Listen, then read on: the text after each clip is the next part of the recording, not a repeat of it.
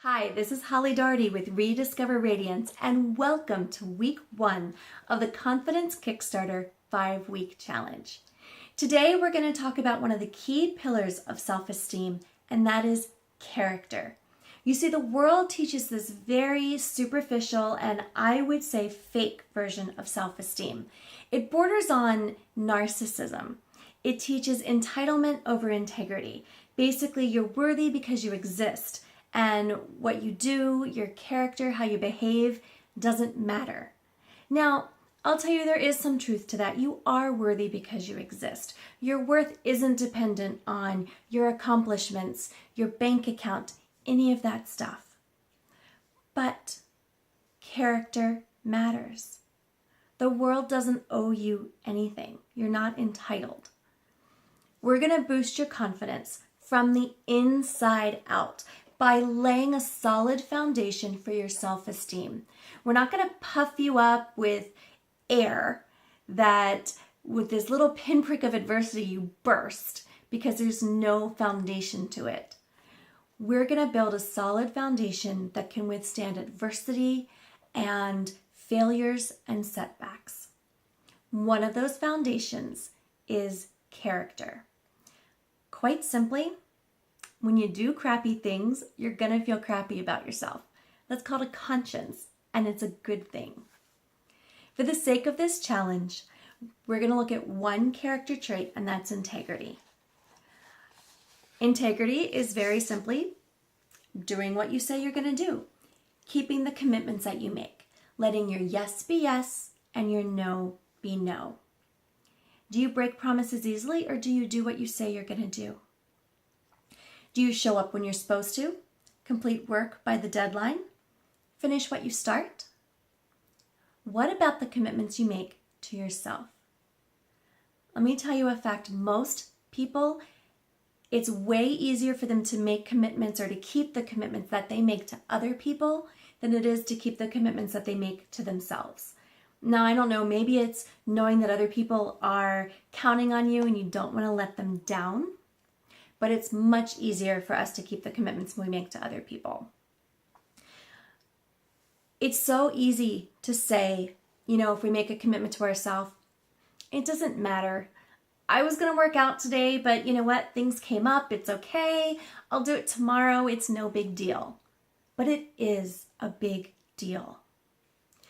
The way you treat yourself affects your self-esteem and your confidence in a big way. So what are some of the commitments that you've made to yourself over the years? Think about those big New Year's resolutions, right? That you make and then discard, you forget about them, you give up on them a couple weeks later. What about the things that you commit to yourself on a daily basis? Whether it's send an email to a colleague about a potential partnership or contact a prospective client. Can you see how a lack of integrity in the little things can snowball into these big, giant, self-sabotaging behaviors, right, in your life? When you make a habit of not keeping commitments to yourself, your subconscious knows that you're lying the next time you make one. It says, oh, she doesn't really mean it. Let's just keep on with business as usual. And then you feel crappy about yourself again. Not the way to live, right? But every time you fail to keep a commitment to yourself, it erodes your self-esteem and your confidence. When you don't keep commitments to yourself, chances are you're not really showing up with integrity to other people. And it works in reverse. If you can't treat yourself with integrity, how can you expect other people to? If you struggle with a lack of confidence, really take a good hard look at where you're living in integrity with yourself and when you're failing to keep your commitments. First and foremost, you must keep your commitments to yourself. Now, I want to look at 2 ways that we often make commitments to ourselves. The first is with our to-do list. Have you ever just felt so overwhelmed by your ginormous to-do list that you just quit before you even start? Or you feel crappy because you never get to everything from day to day? The key is to have a manageable to-do list that you can do every day. Okay, so I have a master list that lists, it's just this big giant brain dump that I list everything there that I have to do so I don't forget it. But then every day I pick the 2 or 3 most important things that have to get done that day, and I move mountains to do them. It's okay to move an item from one day's list to the next if you simply run out of time. But let me tell you, if you consistently are moving the same item over from day to day, it's really not a matter of you running out of time. It's that you're not committed to do it. So either you don't know how to do it, in which case your task should be figure out how instead of do the task itself, or you're afraid to do it, in which case you can just list the smallest first little step and get that done. Or you don't really want to, you're not committed to it, in which case you should just let it go or delegate it to somebody if you can. Another way that people make commitments to themselves is with those New Year's resolutions that we talked about. And let me tell you, I hate New Year's resolutions, and here's why. They set you up for failure from the very beginning. First of all, most of us don't put a lot of thought into the resolutions we make. We go, oh crap, it's New Year's Eve, I gotta make some resolutions. And then you pick a couple of things that you think you should do.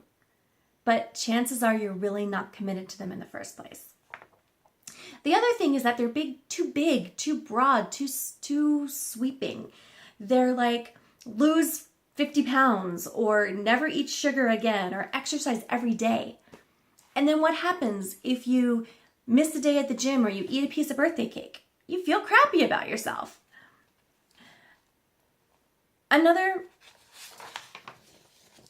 Instead of these grand sweeping resolutions, make smaller goals, one day at a time. Maybe today you eat a piece of fruit instead of the candy bar you'd normally eat after lunch. Maybe today you take a walk for 5 minutes and then see how you feel. That's a whole lot more doable, isn't it? See, the commitment's a lot easier to keep. Deal with tomorrow. Take it one day at a time. Focus on today. When you keep your commitments to yourself, this is why it's so important.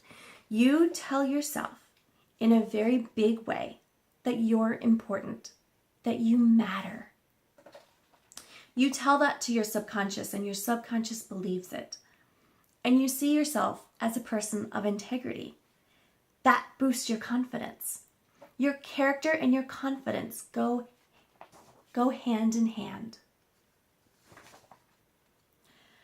So here's your challenge for this week. I want you to keep your commitments to yourself. Don't go overboard with them and set yourself up for failure, okay? Pick 3 things, 3 really simple things. I don't care how elaborate they are, the more simple the better, okay?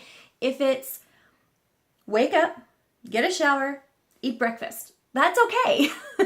If that's what it takes to keep the commitments to yourself, that is okay. Just keep those commitments and give yourself a win. Now you can do the same 3 things every day, or you can commit to different things each day. It's up to you. Just do them. And here's part 2. Celebrate your win after you do it. Don't discount it saying, oh, it wasn't that big deal, or it was just such and such. No, celebrate it. Celebrate that win and take that time to say, yes, I did it. I kept this commitment to myself because I'm important. Own it. Say it out loud. I did XYZ because I matter. Acknowledging your win is every bit as important as doing it in the first place. Don't shortchange yourself on that step. So now go grab your Confidence Kickstarter workbook, write about your experience, and write about how you felt after you kept those commitments that day. And then think about how you feel today versus Friday after you've had a whole week of keeping those commitments to yourself. And don't forget, post about it in the Confidence Kickstarter Facebook group. Remember that everyone who posts about their challenges every single week will get into the Finishers Club. And one person from that club, that finishers group, will win my 90-day Ultimate Confidence Bootcamp. It's a $397 value. So go enjoy your challenge this week, and I'll see you in the next video.